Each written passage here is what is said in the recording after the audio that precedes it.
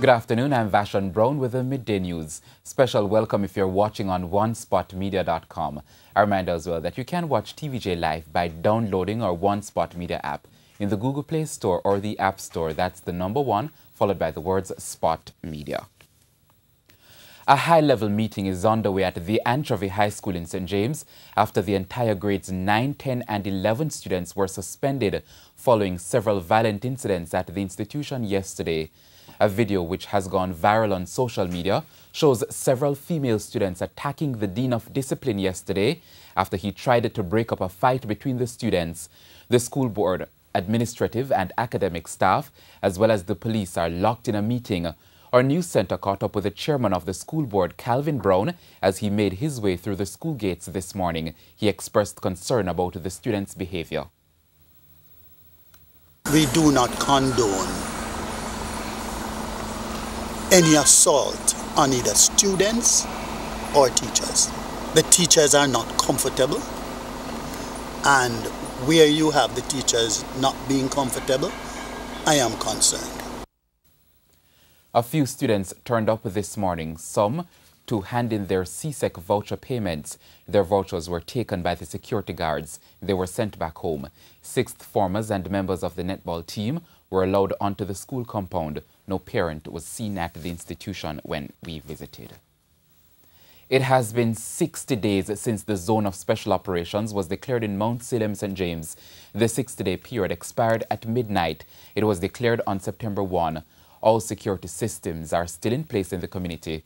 Residents woke up this morning to the usual search and barricades, as was the case at the beginning of ZOSO.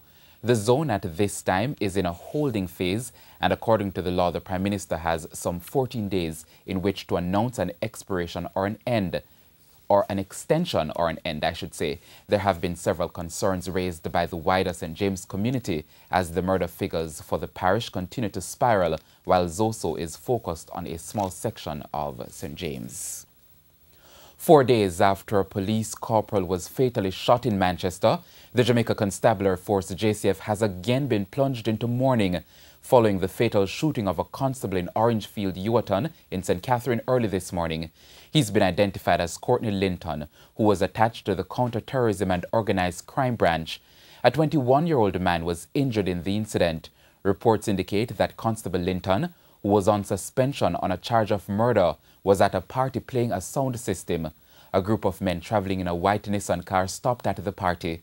2 of the men pulled guns and opened fire, sending patrons running for cover. Constable Linton was shot in the head. He died at the scene. The 21-year-old, who was also shot, is being treated at hospital. The police say Constable Linton was due to return to court next month in relation to his case.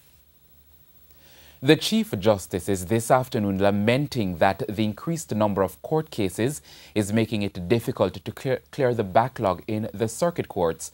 She was addressing the 6th National Public Education Symposium in Manchester, where President of the Court of Appeal, Justice Dennis Morrison, pointed to the urgent need for the modernization of the outdated court facilities across the island. Here is TVJ's Krista Campbell with that report.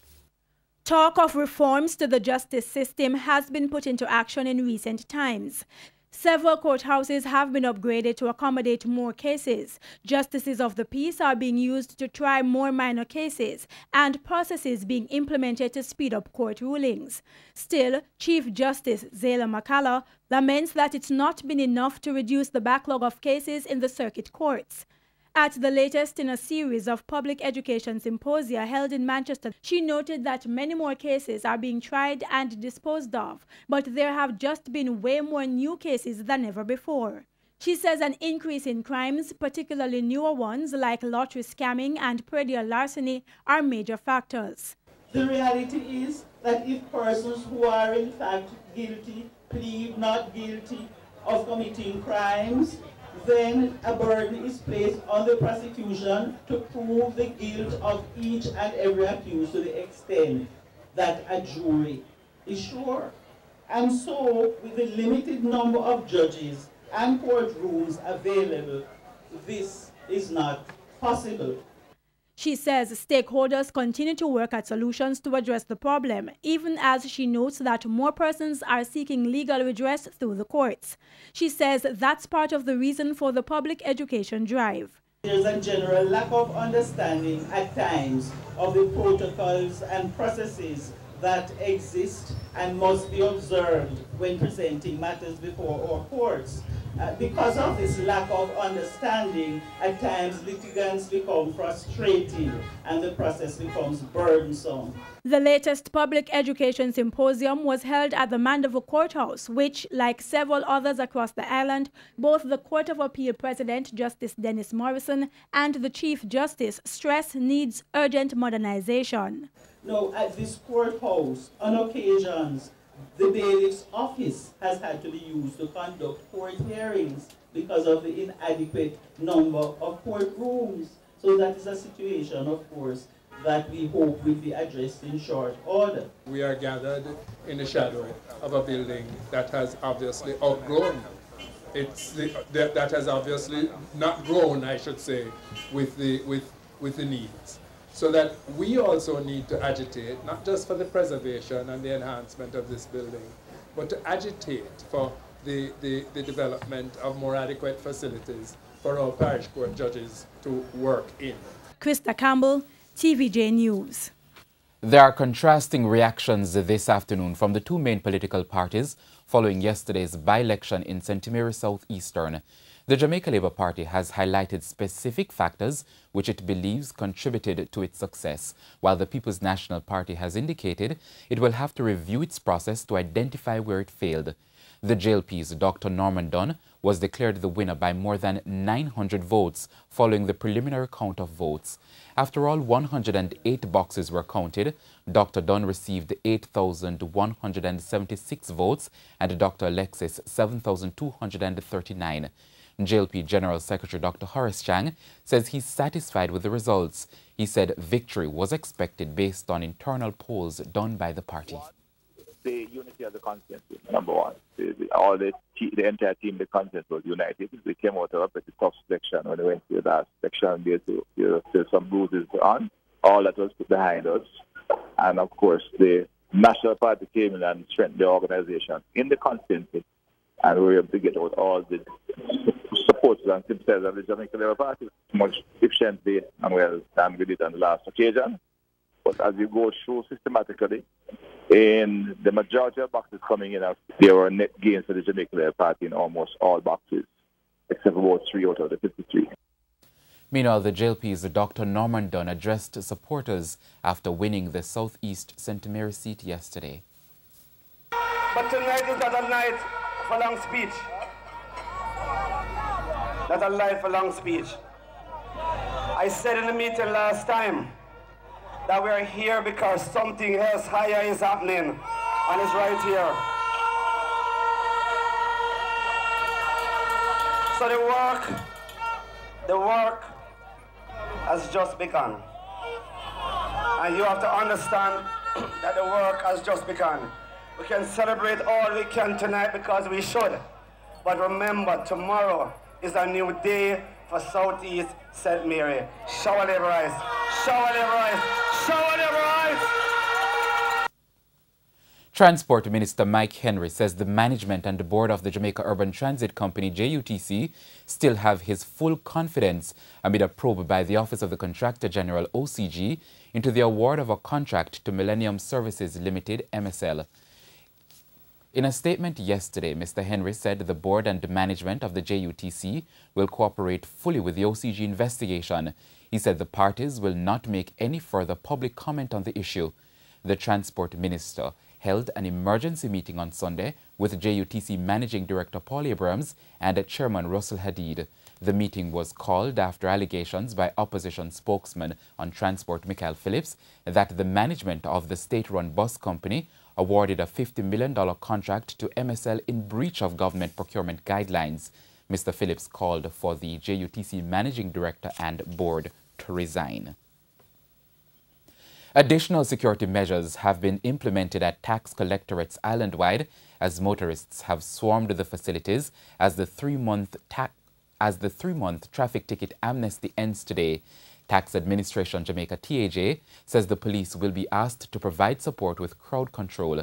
Chief Corporate Communications Officer at TAJ, Maris Horton, told our news center that arrangements have also been made for the speedy processing of traffic tickets. We have bolstered the frontline staff to ensure that persons will be dealt with as quickly as possible. We have also put in place security measures to ensure that we have crowd management and traffic management across our network of offices across the island, because we expect that we may have an issue with traffic in some of our office locations. So we will be working with the JCF to ensure that traffic management, crowd management is dealt with, as well as our own independent security measures that will be put in place to bolster our network. The public is being asked that the Bogwalk Gorge in St. Catherine is only open to single-lane traffic. This due to boulders that have blocked a section of the road since last night. Motorists are being asked to use alternative routes where possible or be prepared for delays. The authorities are working to have the road cleared in the soonest possible time. Over the years, residents of the Poorman's Corner in St. Thomas have been complaining about the poor condition of the road that they have to travel on a daily basis. The residents can now breathe a sigh of relief as the main road is now under construction. The National Works Agency, NAA, sent out their team yesterday to St. Thomas to start the reconstruction of the main road. While the construction is ongoing, an alternative route on the Factory Road, which will allow motorists and pedestrians to travel in and out of the community. A resident of the Poorman's Corner is very grateful for the reconstruction of the road.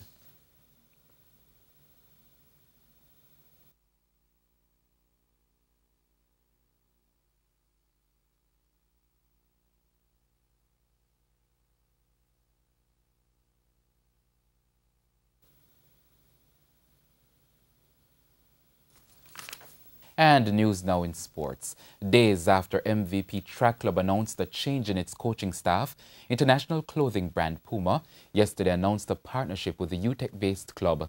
The club disclosed then that longtime head coach Stephen Francis would now focus on particular athletes, while his brother and club co-founder Paul was named as head coach. It was generally felt that the change was as a result of the elder Francis's ties with apparel company Nike.